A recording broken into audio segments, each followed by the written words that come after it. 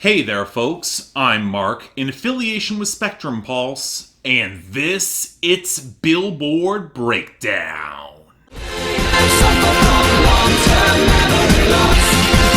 I don't remember.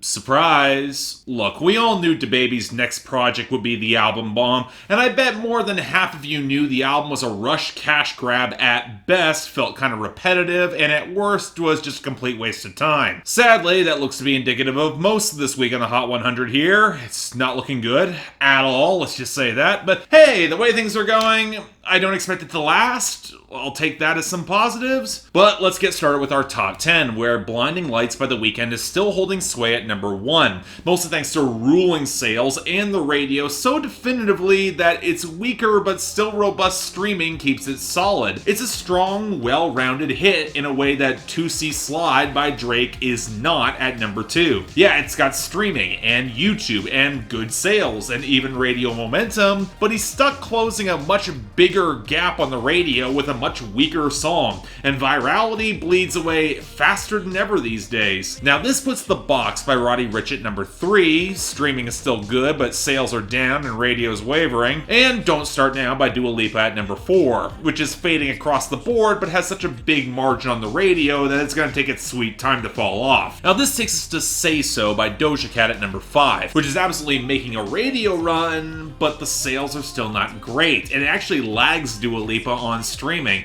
which is not something that I expected. Then we got Circles by Post Malone actually picking up a spot to number 6, even as it's fading everywhere, but it still has enough of a margin in streaming and sales to beat out Adore You by Harry Styles, which fell down to number 7 as it looks to be bleeding everywhere, especially on the radio. Not a good sign, as Intentions by Justin Bieber and Quavo is still holding at number 8. You could thank continued strength across the board for that, but that leads to a new arrival in our top 10, courtesy of that album bomb I mentioned, ROCKSTAR by DaBaby featuring Roddy Ricch. I'll get more into about this song later on, but its streaming is enormous and it had good sales, but it probably won't last given how album bombs go, but at least one of the better songs on the album's doing well. Anyway, Knock Back Life is Good by Future featuring Drake down to number 10, which might still have insane YouTube and good streaming, but it's not getting any higher given how that radio has plainly given up on it.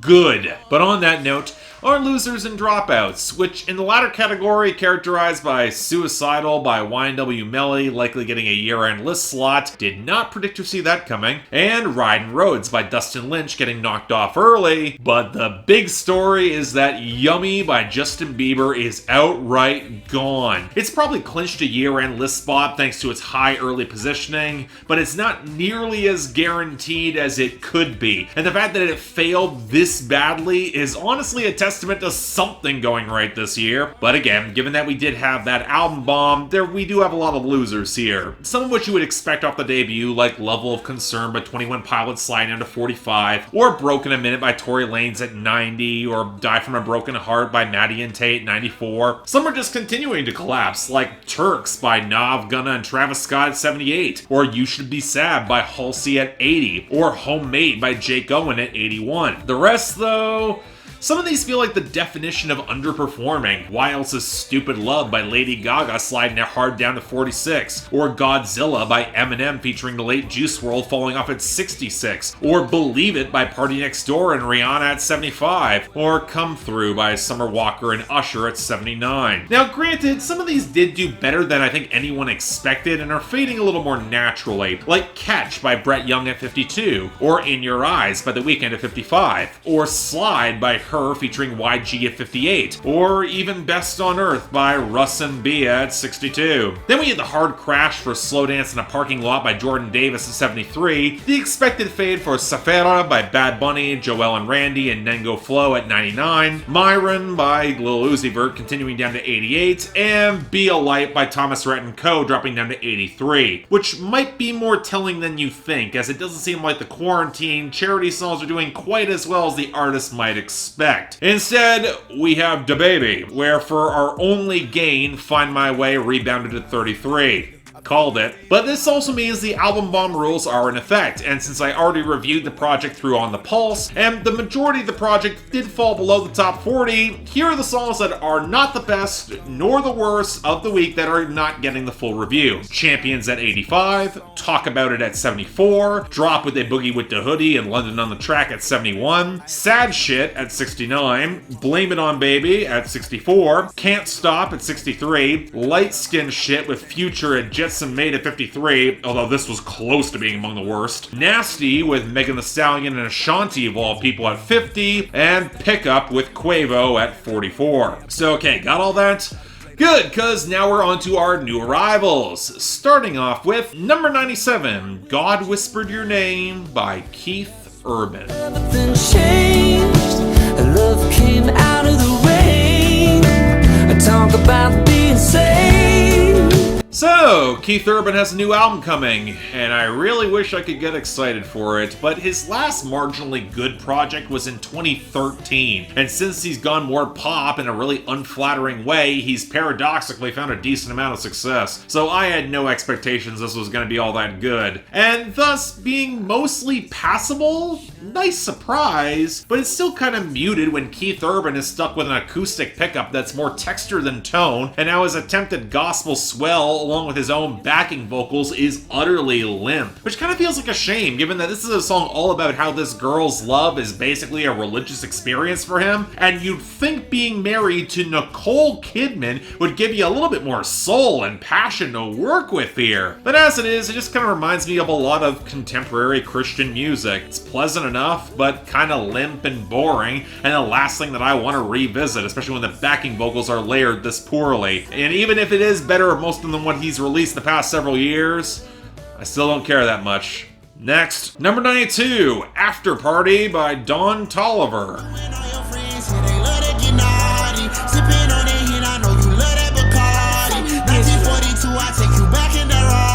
I mean, credit to Don Toliver for still trying to push singles right now, but wow, this is bad. For one, I don't like Post Malone's warbling delivery when he does it, and Don Toliver with the benefit of auto-tune trying it is somehow even worse, but that's before you get the cluttered pile-up of off-key twinkles, leaden bass, and one of the most gutless and ugly horn pickups I've heard in recent memory. And that would assume the damn thing is even produced all that well, but nope, the bass starts clipping the mix, and some of the vocal layers sound flat as all hell, especially near the outro, leading to a song that's already atonal and misshapen, somehow sounding even worse. I mean, I guess the one thing I can say is that the lyrics don't suck, and there is kind of a hook here, but that's more because, like a good Travis Scott protege, the lyrics don't matter in a wallowing, drug-addled spiral. In other words, this sounds like the headache I've gotten at most bad after parties, and not one I'm looking forward to revisiting. Next, number 86, I Dare You by Kelly Clarkson. Oh, I dare you to love. So I don't want to sound mean by saying this, but I honestly thought Kelly Clarkson had stopped releasing music. I mean, I wouldn't blame her for it. Her career has been kind of derailed for most of the 2010s, and she now has her own daytime variety talk show on NBC that, to her credit, seems to be doing really well, and thus, I didn't consider she would use said show to push her music, which is why this is here, and honestly, I wish it sounded less like a side project. Kelly Clarkson still has a rich and potent voice, and I like how the song stays in some darker, minor key timbres, and is clearly trying to build some potent swell off of it. Shame nobody in the production team knows how to do that. What's infuriating is that it's the same goddamn issue that a lot of singers with big voices have seen the past several years in mainstream pop. Nobody can produce for them or give their multi-tracking the space to breathe and not sound clipped or flat, both of which happen here against the messy attempt at a melody and the very clipped drum machines behind her, none of which have the sort of dynamics to deliver any sort of real bombast. And when you pair it with a pretty undercooked sentiment about how you should dare yourself to love your fellow man, which is only half step removed from charity single territory, it just sounds really cheap, really underwhelming. I mean, it's not even so much bad as it just is thoroughly forgettable, and man, she's done better. Number 61, More Than My Hometown by Morgan Wallen. This might be the last time I get to lay you down, 'cause I can't love time's the charm? Yeah, Morgan Wallen's got a new single, and since both Whiskey Glasses and Chasing You fell really flat with me with any sort of deeper consideration, I didn't have any expectations, even though from listening to some of his interviews and his cover of Jason Isbell's Cover Me Up, I've been wanting to like this guy. And with this, it might be his best yet, but it's still not really good. For one, his voice sounds absolutely shredded and really hoarse here, and not in a way that adds grit or texture to the song. And something weird about the production is how watery and blurry a lot of the guitars and vocal pickups sound, which coming from Joey Moy of all people is really surprising. And you know what, he sounds so rough on the hook, it almost sounds like he's saying bass instead of bass, and yet if that was the only thing that didn't work about this hook, that'd be one thing. But then we get to the content, where he makes a choice between his girl, who wants to see the world, and their hometown, and he chooses the town. And what's weird about it is that the framing is very wistful and regretful. There's no anger here, and that places it in similar territory to a song like LAX by Jake Owen. But not only does the song feel kind of guilt-trippy in the first verse, but we live in an era where long distance is a thing, and easier than ever. Hell, I've done it, my sister and her now husband did it for a long time when he was halfway across the country for months at a time. The choice he's making feels very flimsy. It gives me the impression that he might have been looking for the excuse to end things, and that's not a good sign. So yeah, I hate to say it, but Morgan Wallen is 0-3 in my books. I mean, I keep trying to like him, but I'm sorry, this doesn't work. Number 36, I'm Ready by Sam Smith and Demi Lovato. I'm ready for someone to love me. Can somebody at Sam Smith's label please explain what the hell is happening with this album rollout? I get that radio acts like them need the publicity run in a way that superstars or the leaner streaming acts don't, but they were multiple singles into a release with real hits here. So why are you delaying indefinitely with another new single with Demi Lovato with the same title as an AJR song? Well, okay, that's not fair. The closer comparison in sound and structure is really Ready for It by Taylor Swift, and that the verses go for this thudding, blown-out bass presence juxtaposed with a hook that's trying to be more anthemic, and while neither Demi nor Sam try to rap, what's all the more alarming is how it's not sexy at all. It's either leaden or eerie or trying for this grand choral swell, and it's really awkward for both these artists. They've delivered in this lane in the past. Come with ending on a really odd, dark note and the production that never lands that bombast because it's got no dynamics. Yeah, this is a complete misstep across the board. Real disappointment from the both. Yeah, I'm sorry, this is bad. Next, number 35, At Me by Playboi Carti.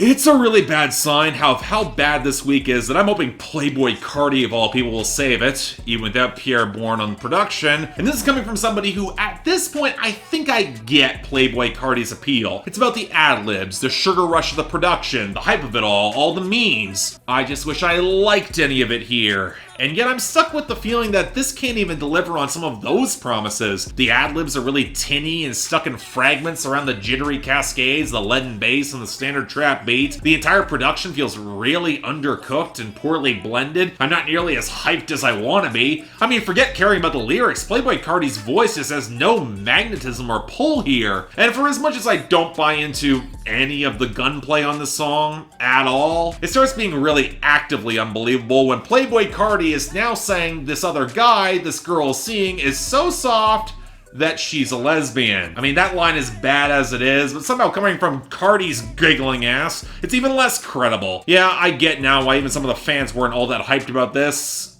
Kinda lousy. Next, number 17, Jump by DaBaby featuring YoungBoy Never Broke Again.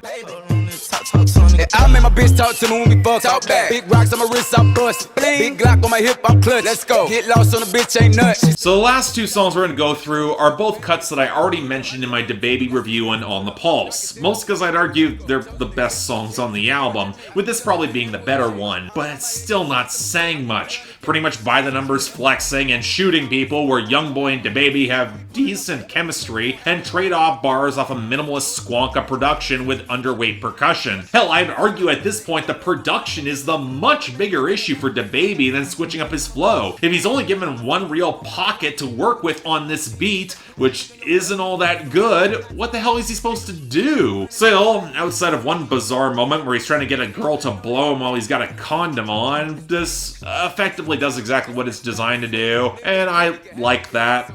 It's not great, but still pretty good. Check it out. And finally, number 9, Rockstar by DaBaby featuring Roddy Ricch. I'm a cop. Have you ever met a real nigga rock star? This ain't no guitar, bitch, this a Glock. Again, I've already talked about my problems with this song in the album review. Opposite the more melancholic acoustics, DaBaby tries to get a little bit more introspective and reflective of his shooting incident in the Walmart in front of his young daughter, and he takes the gunplay a little bit more soberly, but the hook doesn't really lean into that emotion, and Roddy Ricch's verse is neither great nor coherent within the mood of the song. And while getting weird or off-kilter on a hype anthem, that's one thing, but when you're trying to keep a more consistent, serious tone, the flexing feels even more out of the place, and even if Seth in the Kitchen's production is better, can't save this that much.